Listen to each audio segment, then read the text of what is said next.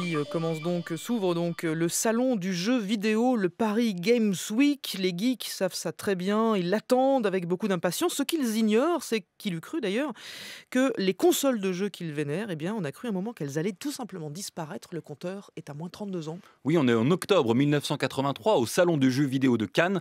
Dorothée présente Récréa 2 depuis ce salon. Elle est totalement fascinée par l'univers relativement nouveau alors des jeux vidéo. Elle est ici accompagnée de son chroniqueur, un certain Antoine Decaune. Au secours, un dragon! Mon Dieu, qu'est-ce que je vais faire? T'es mangé par le dragon, t'as perdu, non? Moi, le dragon te reprend la couronne, au revoir Dorothée. Et il me dit rien, moi, dis donc. Non, mais toi, tu jouais pas avec lui. Ah bon, d'accord. Écoutez, on a échappé belle, on a perdu la couronne, mais au moins on est sorti du donjon. Dis-moi, c'est vraiment fantastique les jeux vidéo. Je découvre bon, seulement, mais je m'amuse comme une folle. Voilà, alors elle s'amuse comme une folle, mais malgré leur enthousiasme, la réalité est bien différente à l'automne 1983. C'est difficile à y croire aujourd'hui quand on sait que les jeux sur console représentent un marché mondial de plus de 30 milliards de dollars. Et pourtant, en 1983, aux États-Unis d'abord, le marché du jeu vidéo s'effondre littéralement, au point que certains considèrent que la parenthèse enchantée se referme.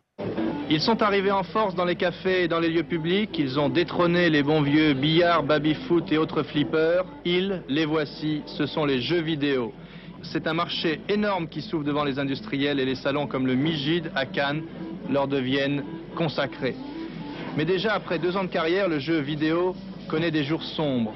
La fantastique croissance s'effondre, aux États-Unis par exemple. De très grosses compagnies comme Atari ou Mattel subissent des pertes financières énormes, se comptant en milliards de francs.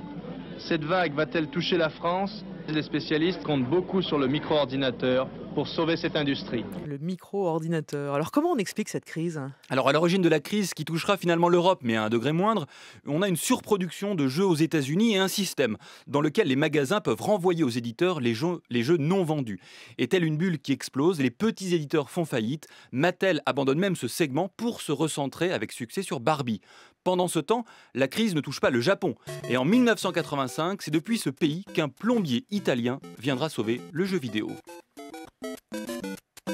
Ça, c'est la musique originale de Mario, dites donc. Oui, Super Mario Bros est un triomphe mondial. En 1989, il a même remplacé Mickey dans le cœur des enfants américains et surtout sauvé l'industrie de la console vidéo.